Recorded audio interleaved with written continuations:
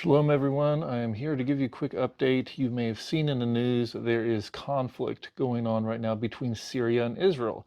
Well, just weeks ago, they were talking about a peace deal between Syria and Israel after President Trump's trip. So, what happened during this time? Is Israel the aggressor? No, let's get to the truth and the history of the matter. For the past 4 days, Israel has been forced to make ground incursions into Syria to take out key installation points of the Syrian army that is trying to wipe out the Druze villages in southern Syria. Another ethnic cleansing, if you will.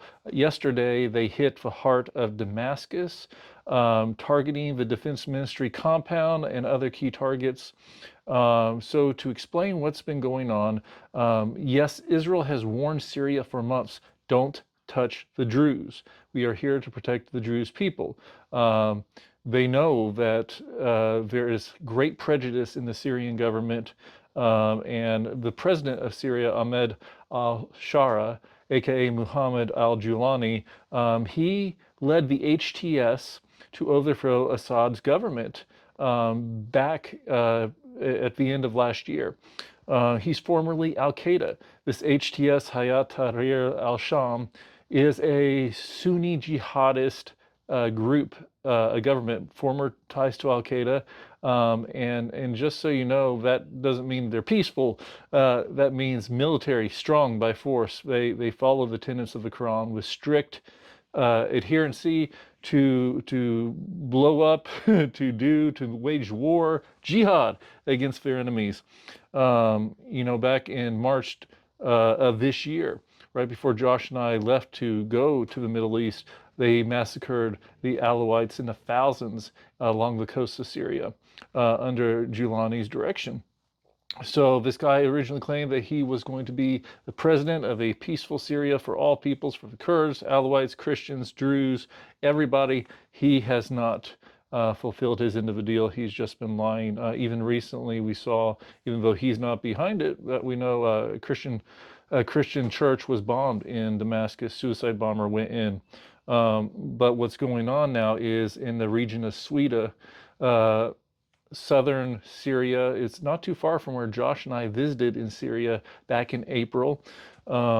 This Druze community has been targeted by the military of al-Julani, tanks and things. Israel's had to go in to protect the Druze. And so this is what's going on. You know, you may ask, who are the Druze? They are a sect of Islam that believes some weird, mysterious things, such as reincarnation. They're kind of the black sheep of Islam, but they're fiercely loyal and peaceful. They're loyal to Israel and to the government. There's 150,000 Druze in Israel right now, which is very important that they have fought for the Israeli government in the IDF, police, and all these sources. And so they support Israel, and they've begged the Israeli government to protect them and their families that are still in Syria. And so Benjamin Netanyahu and the Israeli government has sworn, we will protect the Druze over and over again. And they told al-Julani, don't touch the Druze. And he did. And it's kind of weird. No, it's not weird. It's just literally a part of who they are, that this peace deal was going on as if they're about to sign the Abraham Accords with Israel. And then he does this, knowing that this was the key thing that would really tick Israel off. The peace deal was terrible, by the way.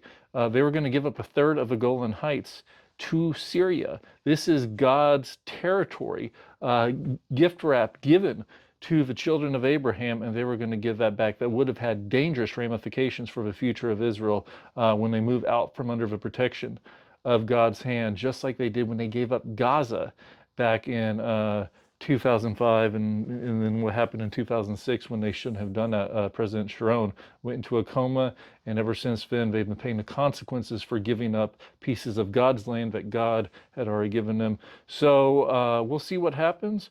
We want peace for the Syrian people. We love the Syrian people, and we believe God's about to move greatly in Syria. But who knows? Julani may be a thing of the past tomorrow, and there may be a different government installed. So we'll keep you updated on what's going on.